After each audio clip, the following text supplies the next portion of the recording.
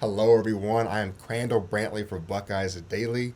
Your Buckeyes are hosting one more crucial portal target on Friday. Plus, they offer two 2027 highly rated recruits. We'll start off with recruiting news. Ohio State offered four-star safety Jaden Aparicio Bailey on Monday. Top 300 overall recruit and number 25 safety in the 247 Sports composite rankings. Jaden is 6'2", 180 pounds, plays at Prattville Christian Academy in Birmingham, Alabama. Now, Ohio State already offered another safety 2027. Four-star safety Eli Johnson committed to Ohio State. So, of course, they want to pair him up with another highly rated safety to make sure their safeties are set for the future. Now, this is going to be a tough recruiting battle considering he's from Alabama. Alabama and Auburn have already offered him, plus a few other SEC schools like Florida and Arkansas and maybe other SEC schools as well. And so it'll be tough to get him out of Bama. So we'll be talking about him for long term throughout the recruiting cycle.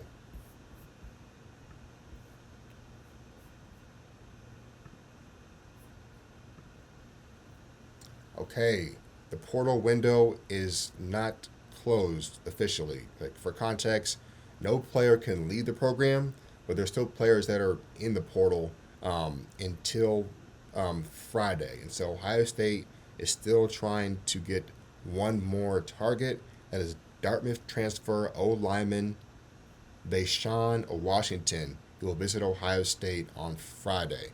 He's 6'5", 290. He has experience at tackle and guard. And so this is what he did. He only allowed one sack, and he played over 700 snaps at FCS level. Not Power 4, but that's still pretty impressive. And he'll be a fifth-year player, so plenty of experience. He'll be competing for a starting spot, maybe a right guard to replace Tegra, or a high-level backup. So this move brings in, if they get him, bring another veteran on the roster, just like Miami and Indiana had very veteran rosters, which played a role in them playing the national title. And plus, OSU's O-line wore down late in the season. They played well throughout the season. Those last two games, they fell apart. And so adding like key depth that can be starting caliber depth could be major for them late in the season. You get into Michigan, Big Ten title potentially, and the 4 games maybe in the playoff.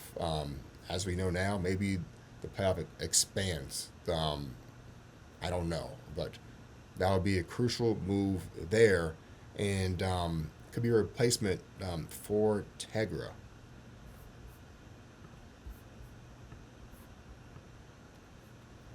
Ohio State hosted five-star wide receiver, the number one receiver in the 2027 class, and that is Monshun Sales. Now, Monshun is from Indianapolis. That is Kirk Cignetti's backyard in Indiana, and plus you have Notre Dame in South Bend. So OSU already has a five-star wide receiver in Jameer Brown for 2027, and Jameer Brown is on campus there for Monshun Sales visit, trying to recruit him to Ohio State. New wide receiver coach Cortez Hankton, if he lands both these dudes, Brown and Sales, that just clearly puts OSU status wide receiver U on lock when Jeremiah Smith leaves. 2 5-stars, like for context, 2027. Here's a projection. Like Tavian St. Clair could be throwing to Chris Henry Jr., who'll be a sophomore. Then 2 5-stars, Jameer Brown and Monshun Sales, and that's just typical Ohio State stuff at this point at wide receiver with a 5-star quarterback in Tavian St. Clair. So Indiana just won a national title. So obviously it's going to be a tough recruiting battle with that. And Kirk Cinetti um, signed a 7-year deal. Seems he's going to be there for a while. But Ohio State can counter with, of course, the wide receiver U, all the first round draft picks of wide receiver the past few years, and the NFL success. Throughout all the Pro Bowls and JSN being arguably the best receiver in the league. With all of that, you can't count out Ohio State for Monshun sales.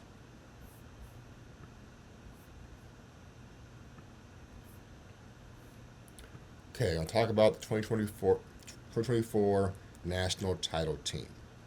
2024 Natty team wasn't just about returning starters. Yes, the elite 2021 class returned for their senior season and made their mark as national champions. The elite depth at the time was overlooked at the time for sure. Like, we didn't know how good these pieces were. Like Arvo Reese could have transferred, Cade McDonald, Jermaine Matthews, Caden Curry, Keon Jackson. All these guys could have transferred the time, and they made their mark as backups and really contributed to this team in key moments. Like Caden McDonald, Keon Jackson on the goal line stand at Penn State that year that won them the game. You had even Brandon Ennis touchdown catch in that game to give OSU keep maybe the lead or tie the game at that point. And then Arvo Reese, very talented. Me felt he could have been a starter on that team. He was a key backup. And then fans were upset about Jermaine Matthews not playing at Oregon.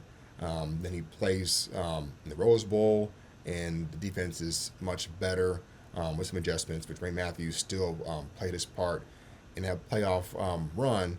And with all that, these guys could have left in the portal, and they didn't. And it paid off with a national championship, and most of these guys are going to be high draft picks and highly successful in the NFL. And so, like, this model is not going to be sustained, very tough to sustain moving forward with the NIL and portal era. Like, retaining talent like that for 2, maybe 3 years will be very tough for that to be sustained. Then developing players without immediate playing time, that'll be something that OSU has to deal with.